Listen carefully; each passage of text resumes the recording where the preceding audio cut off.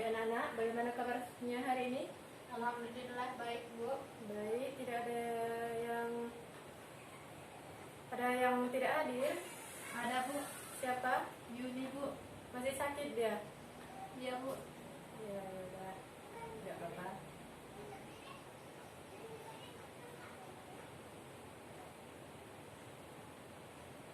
Oke, kita cari materi kita dulu.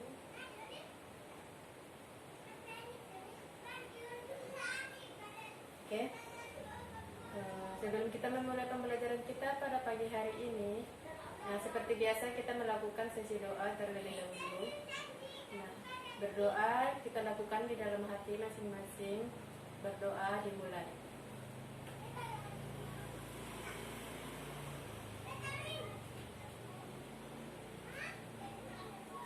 Amin, amin, amin ya rabbal alamin. Semoga pembelajaran kita hari ini berjalan dengan lancar dan lurus.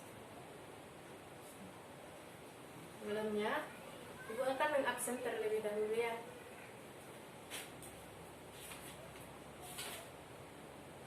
Yuni tadi tidak hadir ya? Iya Bu. Masih sakit.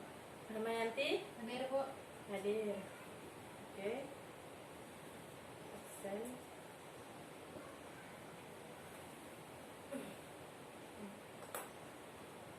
Sebelum kita memulai pembelajaran kita pada pagi hari ini, kita ulas kembali materi kita yang terdahulu, yang kemarin kita telah melakukan konfigurasi PTP server. Kita ulas sedikit di mana definisi PTP server, definisi dari PTP atau kepanjangan dari file transfer protocol adalah protokol yang kita gunakan untuk transfer file, untuk mentransfer file atau melalui jaringan.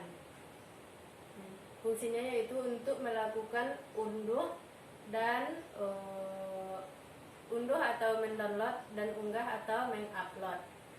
Ada dua jenis dari PTP ini, yaitu PTP server dan PTP client. Yang pertama yaitu PTP server merupakan aplikasi yang dipasang pada perangkat server dan berfungsi memberikan layanan komunikasi data antar jaringan. Nah, yang kedua yaitu PTP client. PTP client yaitu aplikasi bawaan dari sistem operasi atau pihak ketiga yang diinstal pada perangkat klien, sehingga nanti kita sebagai klien dapat berkomunikasi dan mengambil data dari server yang sudah terpasang di PTP server. Selanjutnya kita akan masuk pada materi kita hari ini, yaitu tentang mengevaluasi file server. Adapun materi kita yang akan kita bahas yaitu tentang pengertian file server, macam-macam file server, manfaat serta prinsip dan cara kerjanya. Nah, untuk minggu besok kita akan melakukan konfigurasi file server. Pada materi pertama yaitu kita akan membahas tentang file server.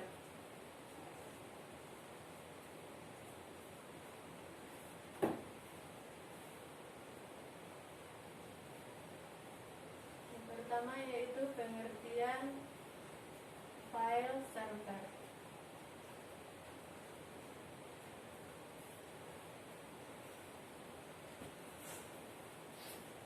Pengertian file server yaitu merupakan layanan atau penyimpanan data yang dipusatkan dalam sebuah mesin atau komputer server, yaitu yang terpasang pada jaringan yang memiliki tujuan utama untuk menyediakan lokasi untuk akses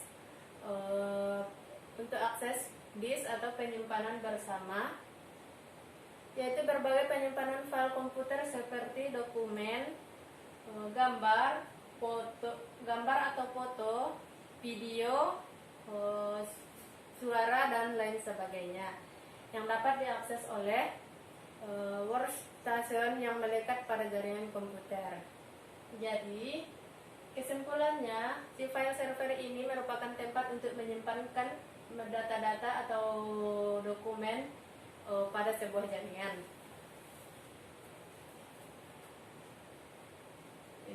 lambat menyimpan data,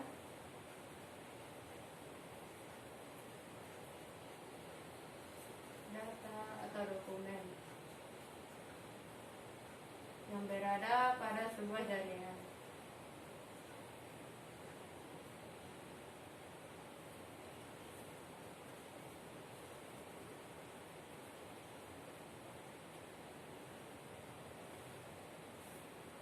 Nah, lanjut ke materi yang kedua, yaitu jenis dari file server.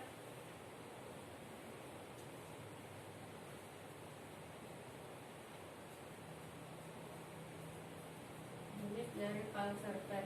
Ada dua jenis dari file server. Yang pertama itu Samba dan yang kedua PTP server.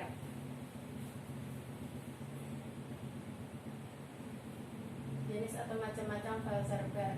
Yang pertama Samba. Samba merupakan program yang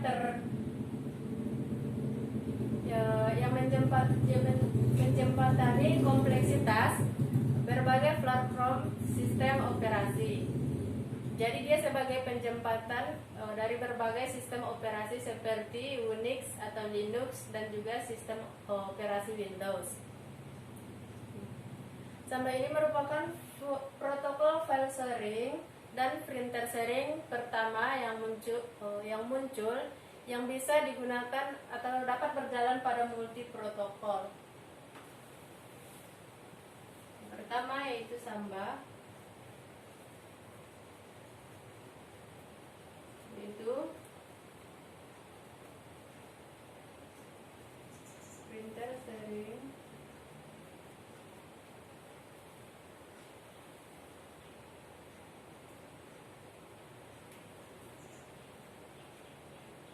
atau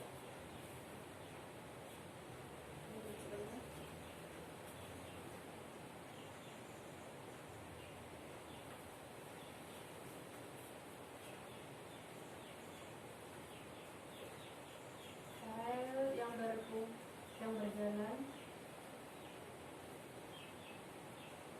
pada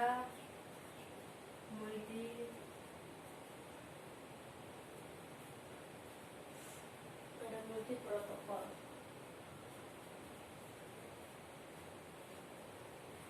Yang kedua yaitu PTP server.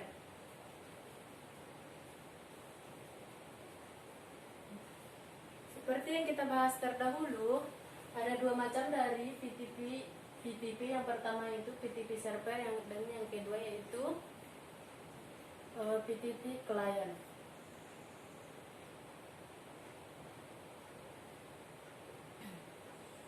Jadi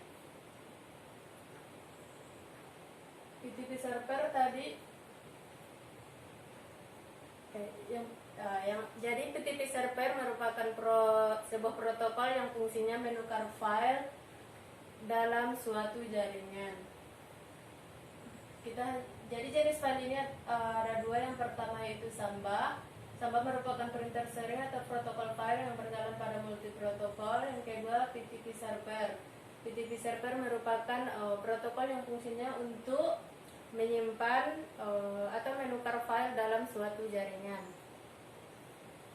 Kelebihan dari PTP server ini ada beberapa, yaitu dapat melakukan komunikasi data dengan mode aktif maupun mode pasif.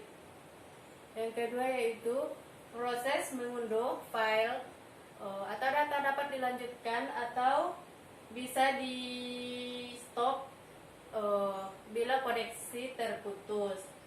Jadi kita bisa melanjutkannya walaupun walaupun koneksi kita terputus, dia akan melanjutkannya.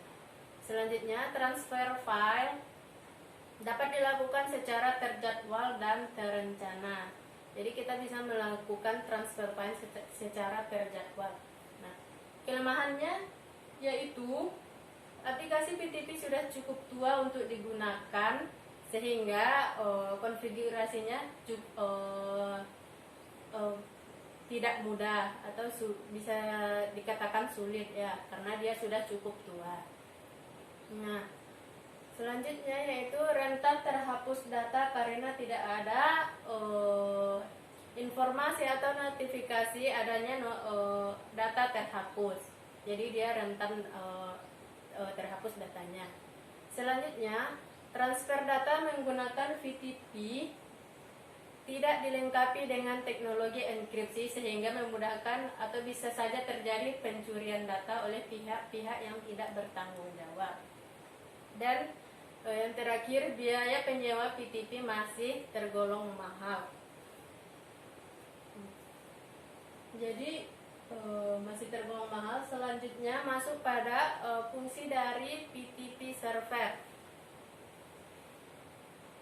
Nah, untuk melakukan yang pertama itu untuk melakukan pertukaran data berukuran besar antar perangkat dalam jaringan. Selanjutnya yaitu dapat digunakan sebagai media backup website. Dan terakhir dapat dilakukan komunikasi dua arah antar klien dalam jaringan.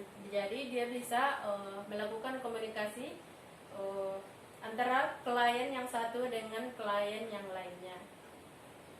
Cara kerja VTP server yaitu yang pertama, nanti si VTP server ini menunggu request atau permintaan dari si klien. Setelah itu VTP klien pertama dia menunggu request dari si klien. Jadi kita harus menginstal terlebih dahulu VTP server ini di komputer klien. Nah, setelah itu nanti si klien ini minta melakukan permintaan kepada si server. Setelah itu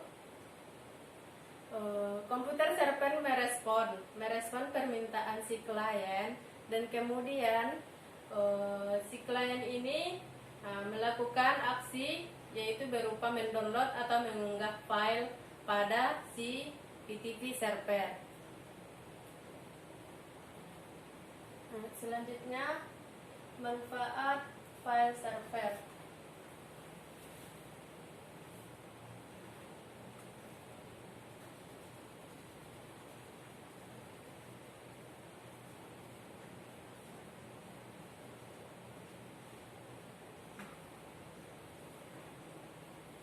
Manfaat file server.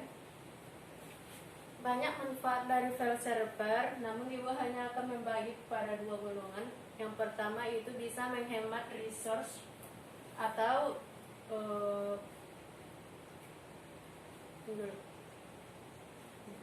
resource atau sumber daya. Jadi manfaat pertama dia itu menghemat resource atau sumber daya. Terlebih bagi penyimpanan. Jadi manfaat file server ini menghemat sumber daya terlebih pada penyimpanan data yang cukup besar. Pengguna juga lebih aman dalam menggunakannya berkat penyimpanan data yang terpusat dan tidak tersebar pada beberapa mesin. Jadi dia hanya terkumpul pada satu mesin saja. Satu mesin dengan penyimpanan yang sangat besar. Jadi manfaatnya itu menghemat resource.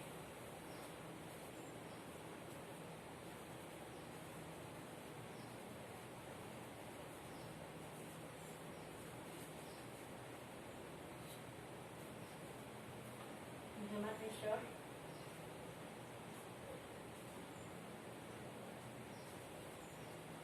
Atau sumber daya. Dan juga penyimpanan.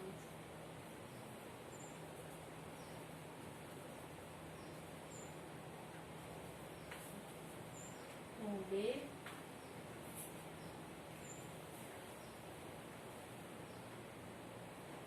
Manfaat yang kedua yaitu bisa berbagi resource atau VTP server juga dapat berbagi resource dalam jaringan untuk keperluan yang sama. Misal berbagi printer.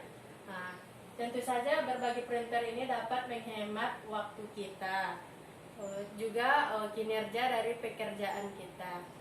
Untuk melakukannya, kita harus masuk terlebih dahulu ke dalam jaringan. Kedua itu berbagi resource.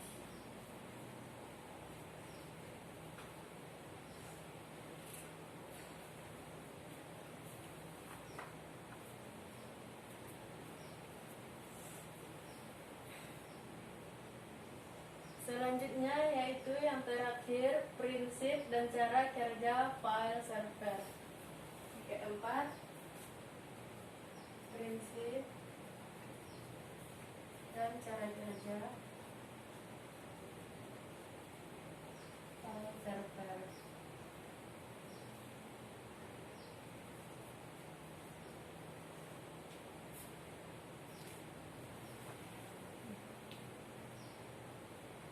Itu file server bertugas mengontrol komunikasi dan informasi di antara node atau keamanan atau komponen dalam suatu jaringan.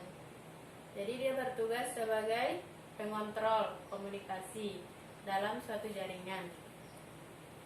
Sebagai contohnya yaitu dalam mengelola pengiriman file database atau pengelola kata dari workstation atau salah satu node.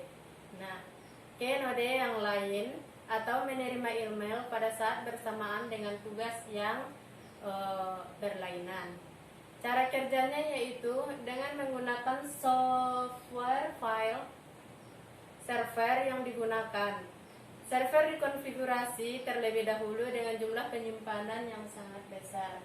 Jadi begitu cara kerja dari file server. Jadi file server itu bertugas, cara kerjanya yaitu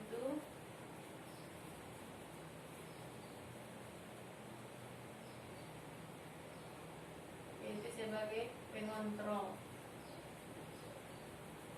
Ingat saja kata yang itu nanti. Jadi dia bertugas sebagai pengontrol komunikasi dan informasi di antara node atau komponen dalam satu jaringan. Jadi dia sebagai pengontrol. Seperti itu prinsip dan cara kerja file server. Masih ada pertanyaan atau ada hal yang belum dipahami oleh anak ibu? Tidak, Bu.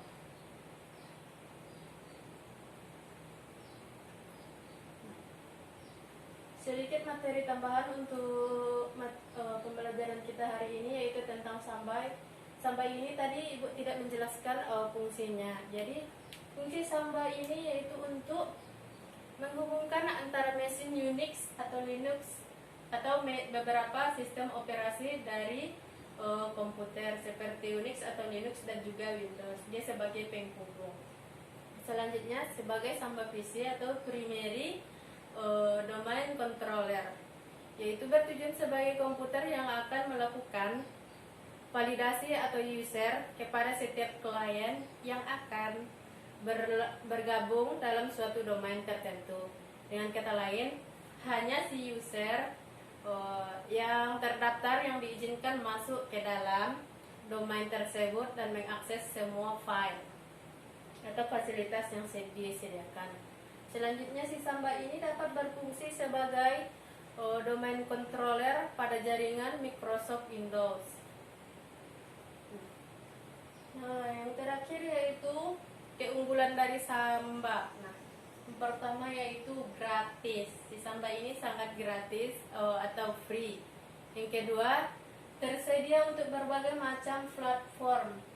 Jadi dia tersedia untuk berbagai platform sistem operasi seperti Windows atau Unix dan lainnya. Selanjutnya, dia mudah dikonfigurasikan. Dan keempat, terhubung langsung dengan jaringan dan jarang ditemui masalah pada si samba ini dalam penggunaannya di jaringan. Jadi dia sudah langsung terhubung ke dalam jaringan. Karena sudah terhubung ke dalam jaringan, dia jarang ada masalah di dalamnya. Selanjutnya, dia mudah dikonfigurasi sesuai dengan kebutuhan administrator. Yang keenam, dapat diandalkan karena jarang terjadi kesalahan kecuali server komputer kita bermasalah. Jadi si sampai ini jarang terjadi kesalahan di dalamnya. Yang terakhir yaitu mempunyai performa yang maksimal. Dia memiliki performa yang cukup bagus ya untuk kita gunakan. Ya, dari penjelasan Ibu, adakah yang belum atau masih bertanya-tanya di otak Ananda? Tidak, Bu. Tidak ada. Untuk itu, sekian pembelajaran kita pada pagi hari ini. Nah, untuk minggu selanjutnya kita akan melakukan konfigurasi file server. Jadi Ananda harus siap-siap ya. Nah, jangan lupa bahasan kita materi ini, jangan lupakan. Mohon jangan lupakan ya. Sekian pembelajaran kita. Karena tidak ada yang bertanya, nah Ibu akan akhiri. Wassalamualaikum warahmatullahi wabarakatuh. Waalaikumsalam warahmatullahi wabarakatuh.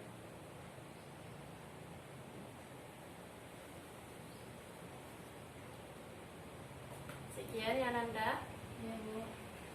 Ibu tinggal ini. Assalamualaikum.